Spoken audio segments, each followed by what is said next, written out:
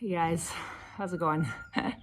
It's been a couple of days since I've done an update, a live update here, so I just thought I'd sort of tune in here to let everybody know where we're at and what's going on and how we're moving forward. Basically, we got everybody fed and watered, which you already know. There was also another 10 houses of farmers that were up the hill that are actually in this Chikarongo district that got left out because they're sort of a little bit outside of the village. So we got some food for them this week and delivered it to them because they were having a hard time also. Jason has pulled the village basically house to house, or he's figured out a way to find out who's sick and may possibly need medicine of some sort. And he came back today with a list of 4 people. So out of 186 households now, we have 4 people who need medical attention. So he went and told the doctor to go see them. And I asked him how much it was going to cost. And, you know, one patient was 80,000 shillings. Shillings, which is $25, somewhere around there, $25 US. One was 60,000 shillings, one was 50,000 shillings. So, you know, we're talking like we can probably get the doctor to see all these guys for like $100. And then I asked Jason when he needed the money, and he said, "Oh, we don't get the money until they're healed." So the doctor doesn't get paid till he heals the people. How is that for a system that makes sense? Yeah, definitely. So at the end of the day, we had a doctor go around, see 4 people. 1 was a child, 3 were elderly. They're going to get some sort of a medicine or medical attention of whatever they need for like $100. So you guys have also supplied that. So thank you for that. We're going to be refilling the water tanks tomorrow. They emptied them yesterday, but they all have 3 5-gallon jugs on hand now at most given times. So we decided, instead of just giving them refilling the tanks the exact same day they went empty, we would just leave it a couple days. Not because we're trying to starve them of water, but we're just trying to spread the money out as far as we can and make sure people have what they need, but get the resources to stretch. So that's happening tomorrow. And today, yesterday I spent the day writing out lists of people's information, like their house. We've numbered all the houses and then the names of who lives in it, and did spreadsheets on the computer so that we have 4 ladies that are going into the village in each district. There's 4 districts, we've decided. And they're going to take their list and poll the people and see where they're at with their food and see if they need anything, Jason's made it very clear that they don't ask for help, or they won't tell you if they're suffering because they don't want to burden you with their problems. So we're making damn sure that we send people around and we ask them and we get real answers of how they're doing and what they need.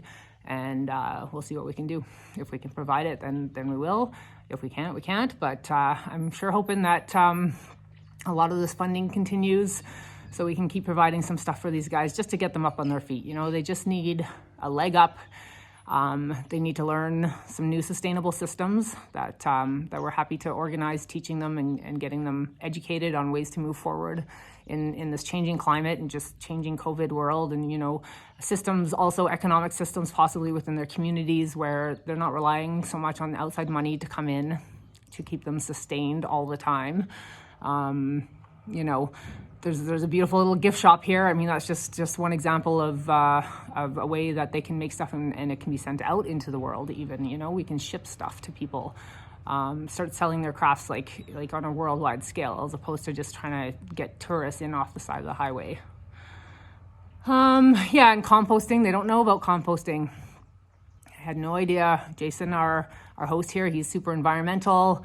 He knows a lot of stuff about plants, but he didn't understand composting. So they just dig pits in the ground and throw all their scraps and stuff down into the pits with their plastic and all their other garbage and whatever, and then they just cover it up.